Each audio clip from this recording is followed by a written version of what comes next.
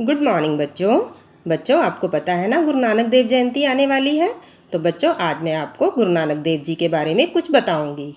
सतगुरु नानक प्रगटया मिट्टी धुंध जग चानन हुआ। नानक आया कल तारन गुरु नानक आया।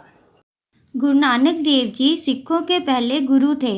उनका जन्म 1469 ईस्वी में तलवंडी नामक गांव में हुआ था, जो कि आज पाकिस्तान में ननकाना साहिब के नाम से जाना जाता है। उनके पिताजी का नाम कल्याण दास जी या मेहता कालू जी था और माता जी का नाम माता तृप्ता जी था। उनकी बहन को बेबे नानकी के नाम से जाना जाता है। 16 वर्ष की आयु में गुरु नानक देव जी का विवाह सुलखनी देवी जी से हुआ। गुरु नानक देव जी बहुत ही उदार और दयालु थे। तो बच्चों, उनकी दयालुता और उदारता का एक किस्सा मैं आपको सुनाती हूँ। एक बार उनके पिताजी मेहता कालू जी ने उनको 20 रुपये दिए और देकर कहा, जाओ बेटा, इस 20 रुपये में कोई मुनाफे वाला व्यापार करके आना। तो गुरु नानक देव जी 20 रुपये लेकर शहर की तरफ चले गए। रास्ते में उन्हें कुछ साधु मिले जो 2 दिन से भूखे थे और उन साधुओं ने गुरु नानक देव जी को देखकर कहा, बेटा, हमें बहुत भूख लगी है, हमें कुछ खाने के लिए चाहिए। लेकिन उस समय गुरु नानक देव जी के पास कुछ खाने के लिए तो था नहीं, तो उनके पास क्या थे? 20 रुपये। तो बच्चों, उन्होंने क्या किया? उन 20 रुपये में साधुओं को भोजन करा दिया। तो प्यारे बच्चों, तब से लंगर प्रथा का प्रारंभ हुआ और तभी से आज तक गुरुद्वारों में लंगर छकाया जाता है। घर पहुंचने पर पिताजी के पूछने पर उन्होंने बताया कि वो 20 रुपये का सच्चा सौदा करके आए हैं। इस प्रकार गुरु नानक देव जी ने बाल्यावस्था में 20 रुपये का सच्चा सौदा करके बांट कर खाने की प्रथा का प्रारंभ कर दिया था।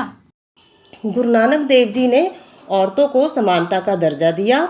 उन्होंने औरतों के सम्मान में कुछ पंक्तियां भी कही हैं। सो क्यों मंदा आखिए जित जम्मे राजा। मतलब उस औरत को बुरा कैसे कह सकते हैं जिसने बड़े बड़े राजाओं या महाराजाओं को जन्म दिया। तो बच्चों, हमें हमेशा औरतों की रिस्पेक्ट करनी चाहिए। तो बच्चों, अब मैं आपको गुरु नानक देव जी की कुछ प्रमुख शिक्षाओं के बारे में बताऊंगी। गुरु नानक देव जी कहते हैं, नाम जपो, कीरत करो और वंड छको।